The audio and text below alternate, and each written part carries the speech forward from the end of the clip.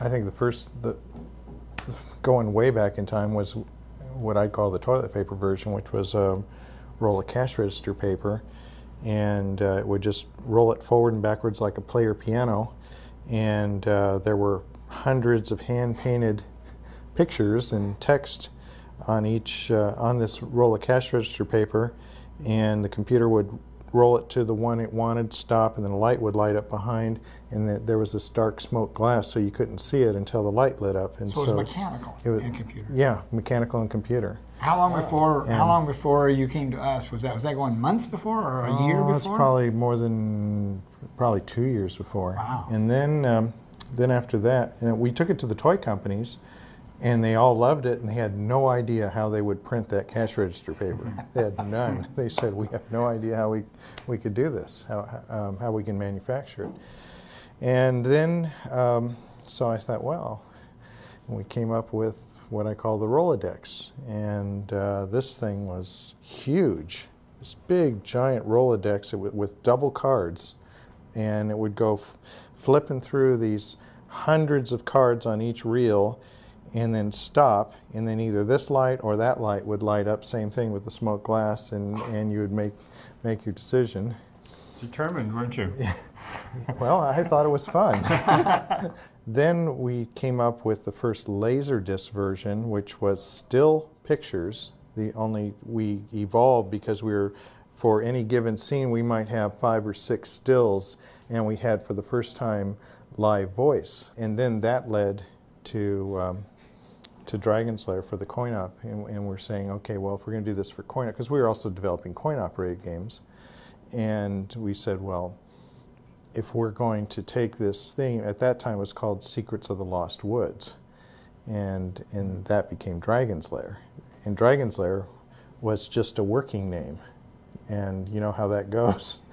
It's stuck. If you recall, we had demonstrations and things working when you guys came out to show it to you, and I think the biggest point was when we saw The Secret of NIMH, and I just went, wow, this is an incredible movie film, because I forgot that it was an animated film. So you pitched the Rolodex. And called you. I still remember the day you and Jim Pierce came to the studio, and when you guys left, we all looked at each other going, what are they talking about? I mean, it was just a different world, and all the way through it. I mean, probably, if you remember, you came to us, I think, in October of '82. Mm-hmm. And we jumped on it right away, and Don started thinking about designs and stuff like that. And then you sent over your first continuity of a sequence, and then he started asking questions like, "Wait a minute, we're going to go to there's a moment any time during this little sequence of this particular room where he might die. We have to come up with ways of branching the nomenclature, though, and we would say this is a threat moment, this is a resolve moment. This is a new threat moment, this is a resolve moment. So we kept saying threat, resolve, threat, resolve. The one that you got me, because I was really out to lunch, was you said, even after you finish the animation, we're going to have to program it.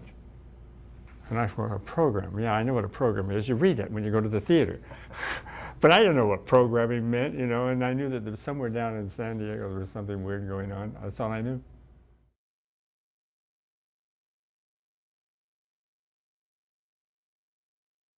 Well, it started with Rick's team, but then it...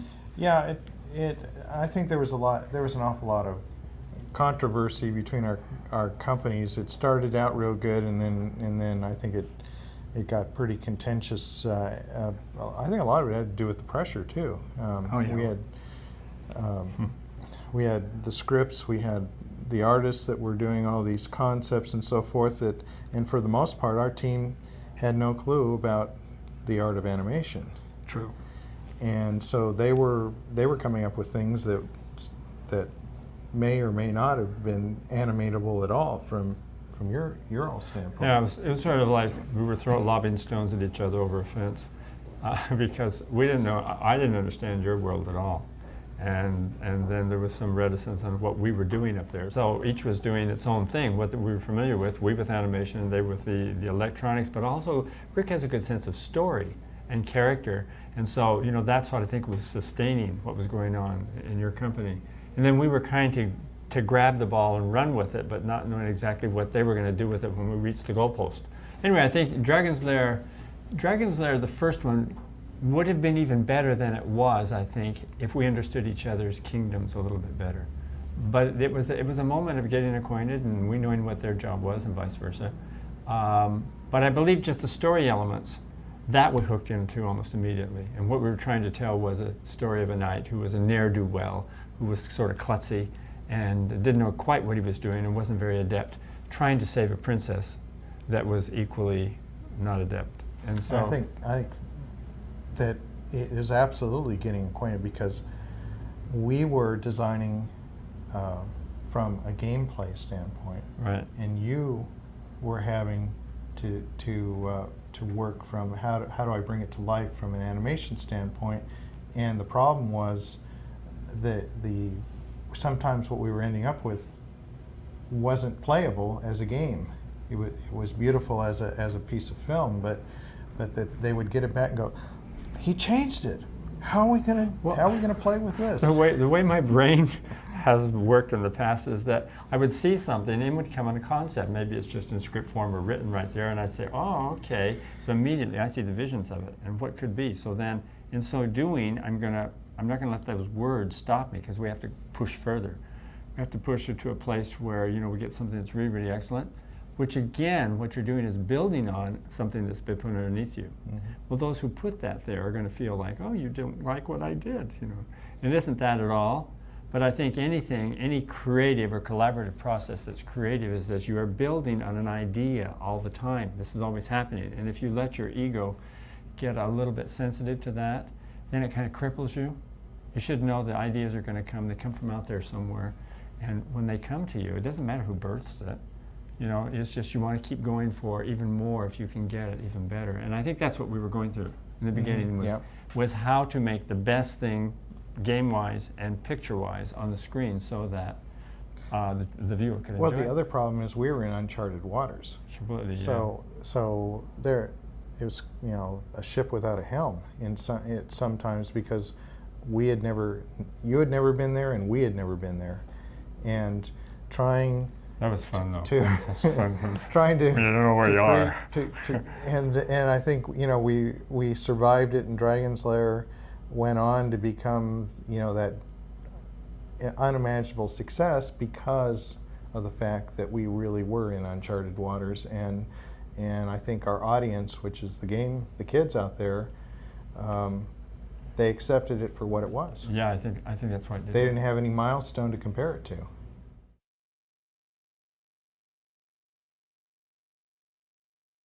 I want to start that out because we had a moviola, this little thing. It was this big. That was how that's the only way we ever saw this film, was on a moviola. The thing was about this big. Terrible, but it allowed us to see the film. And then the best we got was when we did the transfer onto a digital. It was actually a video. Or video format. Yeah. Even on 1-inch C back then, the quality was what today's television is. It was good quality. It was better than TV. TV couldn't actually reproduce the. But for me, I never really got to see a big screen of it. Yeah. And so today, when we saw it on HD, it's like, for me, it was like seeing it for the first time. It was just brilliant. It's just colors. So clear. Yeah. Dust free. How about you, Don? And of course the sound. I'm very, very, very pleased with the HD, because to me that's what I saw all the way along we were making it. Even with the moviola, so we saw it on a big screen. We projected in a projector. You sit on the big screen and you look at it and you see all the colors, all of the definitions, all of the lights and everything. It's all working together. So I'm used to seeing that, and so all the other formats we put this game to, I just sort of because it was a lot less than what was I always would less. not look at them. I would not look at them. See, I can look at this now, and I can say, oh yeah, okay, that's closer. Well, you're a motion picture artist.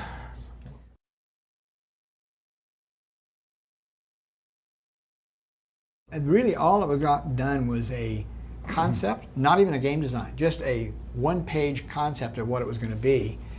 And Don did a poster, a pencil for a poster of Barnacle Bill and the Sea Beast. And I think Don Moore or Ron Diaz, one of the background artists, painted it into a poster about this big. And people have seen that. People, and they've asked about it. Part of what happens too is over the years, I think I've noticed that we pick an interesting title, then try and fit a story into it. I mean, All Dogs Go to Heaven was one of those titles.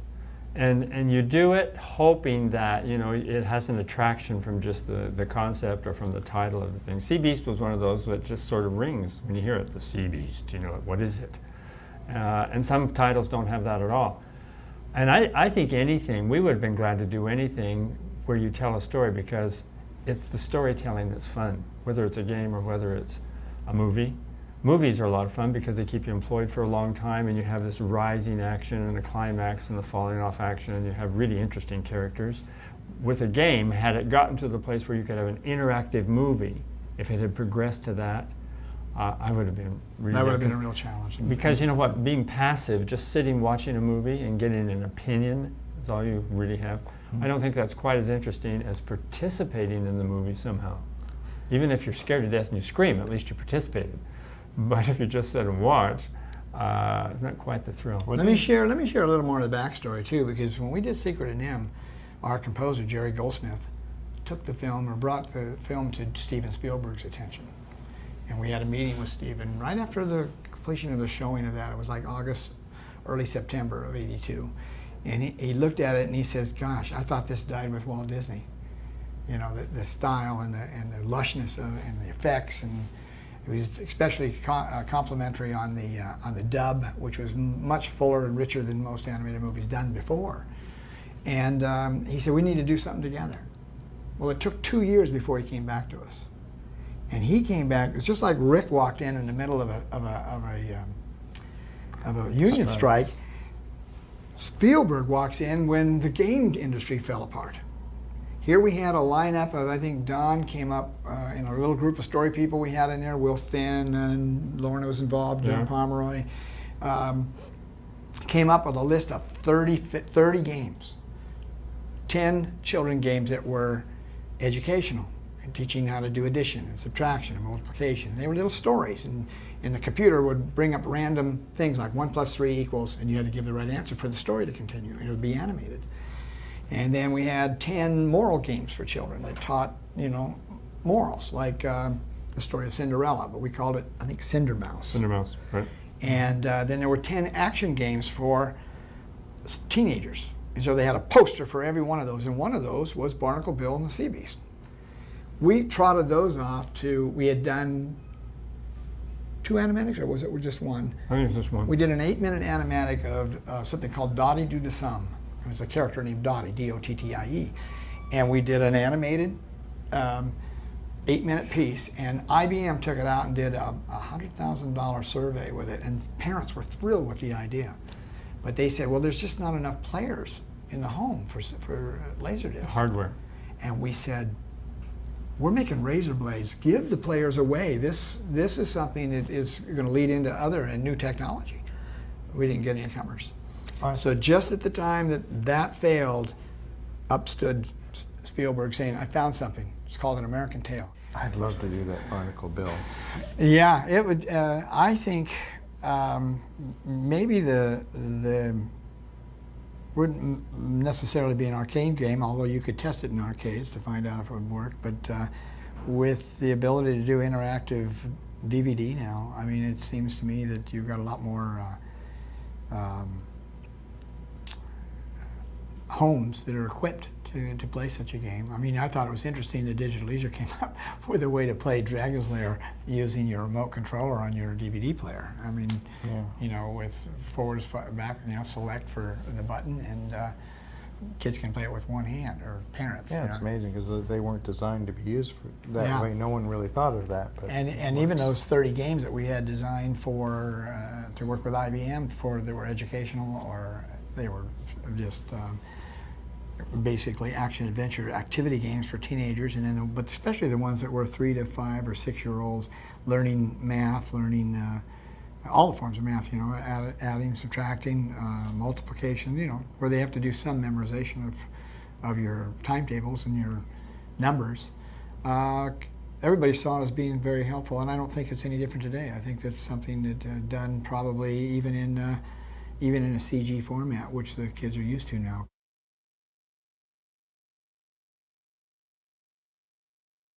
That was Rick's testing. I think things were animated. Some things actually were all the way to color.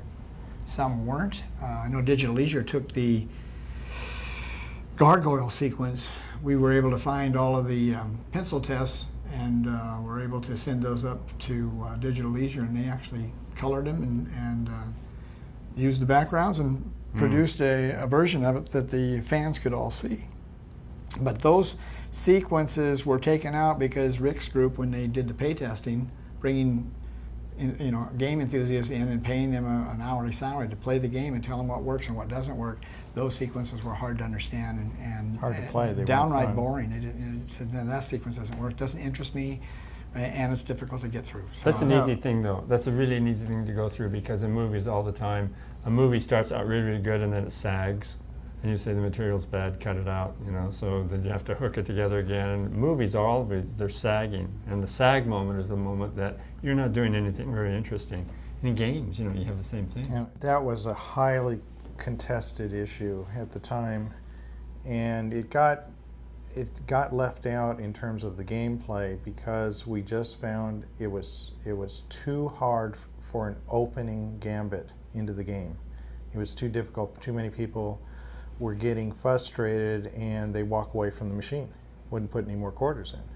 So we basically just had to let it go.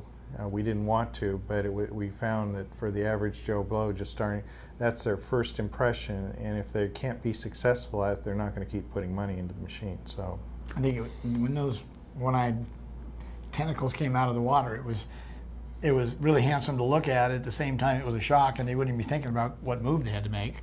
And they couldn't figure it out. So they couldn't figure it out. So and if they did figure it out, it actually jumped over the final action of that. Him breaking through and falling into the water. A coin operator has always been a true test of the quality of a game, because you're really asking a kid to reach into his pocket and pull out more money.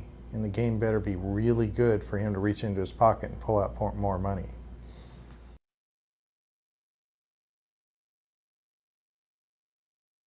We did the first test of Dragon's Lair as far as exposing it to the audience was at the March 1983 game show in Chicago, and it was such a huge hit. I think that gave everybody the impetus to keep going and get going on the next thing. That reminds me of that story when Jim was at the show, and at the end of the show, I asked Jim, I said, well, how did it go? And he had that Cheshire Cat grin on his face, and I'm going, oh God. And he goes, we booked $10 million in sales.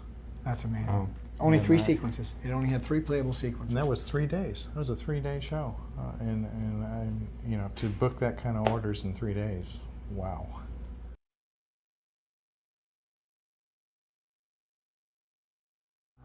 Let's see, my favorite scene in Dragon's Lair, let me think. It might be that sort of a magic room he goes in and it says, eat me and drink me, and I just thought it was the concept was funny. It was a very, very short scene, but been a lot of requests from people that actually wanted to buy the cells and the background from that sequence, and it was funny. We never could find the background, so it went missing at some point in our careers. For me, it was definitely the final scene. Oh, me too. Sequence 13. Yes. Yeah. To me, that made the game. That was the payoff. The dragon.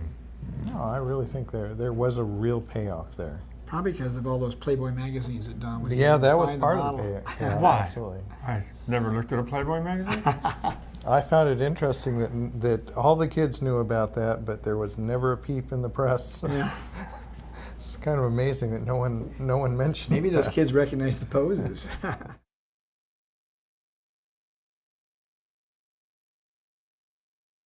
We've had all the artwork for almost everything we've done. The Dragon's Lair, our first film in Don's Garage, Banjo the Woodpile Cat, and pieces of all the features, and especially the last 3 were passed on to us by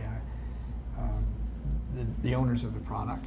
And last year, after spending close to $500,000 over 20 years to store the stuff, we elected to donate it to one of the colleges that offer animation.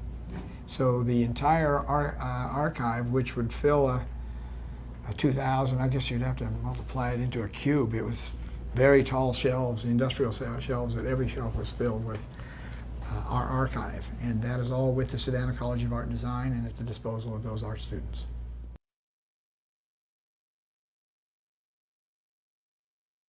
We've had a completed script for over 3 years now, and we've had some very positive meetings with the studios. Right now, and the studios agree it shouldn't be done as a CG movie, it should be done in traditional animation like the original game. But traditional animation right now is in sort of limbo, and somebody, it's going to take a risk taker that's willing to put up the money to make one of these movies. And right now, the rumors and the news that I've been reading is that Disney is restarting their 2D division, having come to the assumption that they possibly shut it down incorrectly. They should have. Well, there's one vote. That's one vote for. Yeah, and I think that if they can prove that it's profitable, there'll be other studios that jump in, because right now there's a logjam of CG projects out there, and the families can't afford to go to every one of them. I think there were 13 being released between July and September. That's almost one a week. So we're on CG overload then. We're on CG overload right now, so we'll see who falls out of the system. But Dragon's Lair, Don has boarded some of it already. It's a funny script. There's a comic book out. Arcana is not distributing, but they're publishing for MV Creations. They've just finished a composite of the first 3 issues that were done a couple of years ago, and Don had done the new cover for it.